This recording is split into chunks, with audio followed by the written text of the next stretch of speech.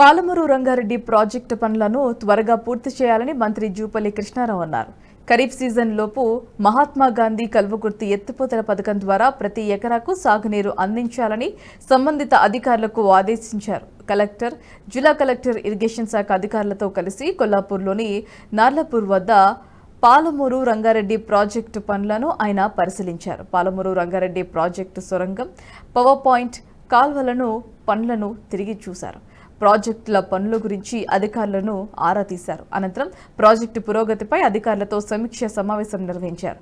ఎంజీఎల్ఐ project ద్వారా 4 లక్షల ఎకరాలకు సాగు అదేవిధంగా డిజైన్ చేయడం జరిగిందని, 5 మోటార్లలో 3 మోటార్లు పనిచేస్తున్నాయని ఆయన గుర్తించారు. మిగతా 2 మోటార్లు పనిచేసే విధంగా చర్యలు తీసుకోవాలని అధికారులను ఆదేశించారు.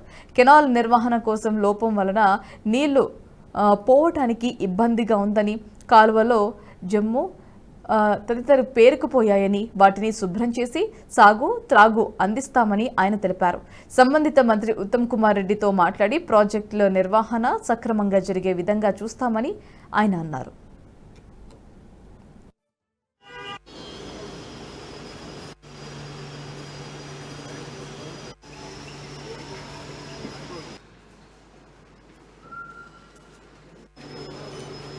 ఈ మహాత్మా గాంధీ అదే కేఎల్ఐ ప్రాజెక్టు సంబంధించి కెనాల్స్లో శ్రీశైలం నీళ్లున్నా ఈ మోటార్లు పంపింగ్ చేసినా నీళ్లు ముందుకు పోయే పరిస్థితి లేదు.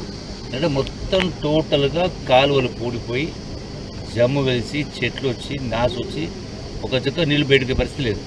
సో ఈ కెనాల్స్ కూడా ఈరోజు మొదలుపెట్టినాం.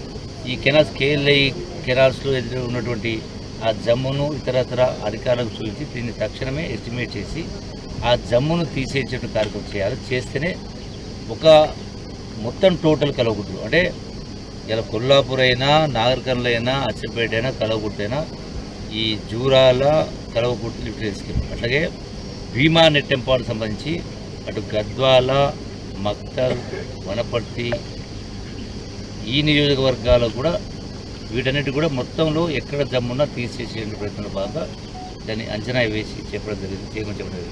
నిన్న నాగర్కర్నూలు జిల్లాలో ఉన్నటువంటి 4 నియోజకవర్గాల పరిధి ఉన్నటువంటి గౌరవ శాసనసభ్యులు వంశీకృష్ణ గారు, కసిరెడ్డి నారాయణ రెడ్డి గారు, అట్లాగే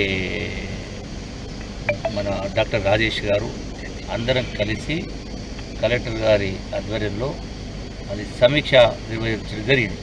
ఆ సమీక్షలో కూడా చాలా అంశాల పట్ల లోతుగా చర్చించి ఈ యొక్క రేవంత్ రెడ్డి గారి నాయకత్వంలో ఈనాడు ఏర్పడినటువంటి ఇందిరమ్మ ప్రభుత్వం, ఇందిరమ్మ పాలన, ప్రజాపాలన కొనసాగాలి.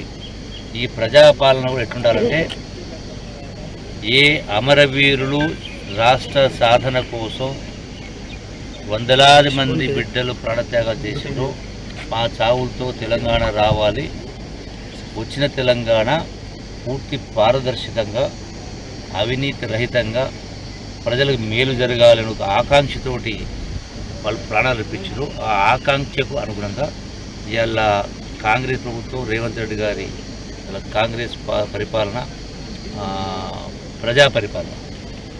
సో దానికి అనుగుణంగా పూర్తి పారదర్శకతో అన్ని రంగాల్లో అన్ని విషయాల్లో ఉండాలని సమీక్ష జరిగింది. నిన్న 4-5 సబ్జెక్టుల పైన, అది మంచినీళ్ళు కావచ్చు, కరెంటు కావచ్చు, ధరణికి సంబంధించిన ప్రతి అంశంపై లోతుగా చర్చించడం జరిగింది. ఈ రోజున ఈ పాలమూరు రంగారెడ్డి సంబంధించి కూడా ఈరోజు మొత్తం పూర్తిగా ఈ వీడియో మీకు నచ్చినట్టయితే లైక్ చేయండి, 10 మందికి షేర్ చేయండి. అలాగే కామెంట్ల రూపంలో మీ అభిప్రాయాలను మాతో పంచుకోండి. Nationalist hub group of channels ను సబ్స్క్రైబ్ చేసుకుని తెలుగునాట జాతీయవాద జర్నలిజాన్ని ప్రోత్సహించండి. ఈ వీడియో కింద ఉన్న బెల్ ఐకాన్ పై క్లిక్ చేయడం మర్చిపోవద్దు.